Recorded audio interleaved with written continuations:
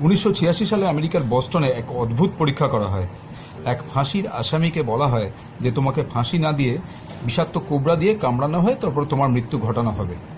তো তার ফলে সেই কয়েদিকে চোখ বেঁধে চেয়ারে বসিয়ে দেওয়া হয়, হাত পা বেঁধে, এবং তার শরীরে কোবরা দিয়ে দংশন না করিয়ে তাকে দুটো সেফটি পিন ফুটিয়ে দেওয়া হয়। কয়েক সেকেন্ডের মধ্যে সেই কয়েদির মৃত্যু হয়।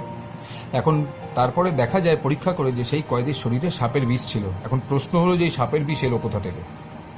পরীক্ষা করে দেখা গেছে ওই কয়েদি আগে থেকেই একটা নেগেটিভ চিন্তা করেছিল যে আমাকে বিষাক্ত কোবরা কামড়েছে। তার ফলে তার শরীরে এক হরমোনের প্রভাবে সেই সাপের বিষ উৎপন্ন হয়। তো বন্ধুরা, এর থেকে বোঝা যায় যে আমাদের জীবনের বেশিরভাগ রোগ সবকিছু আমাদের নেগেটিভ চিন্তাধারার মাধ্যমে হয়। বিশেষ করে অবসাদ তো বটেই, তাছাড়া আরও বিভিন্ন রকমের রোগ। আমরা 25 থেকে 50 বছর বয়স অব্দি কাটিয়ে দিই মানুষ আমার সম্বন্ধে কি ভাবলো। 50 বছর বাদে গিয়ে আমরা বুঝতে পারি আমাকে নিয়ে কেউ কিছু ভাবেই নি।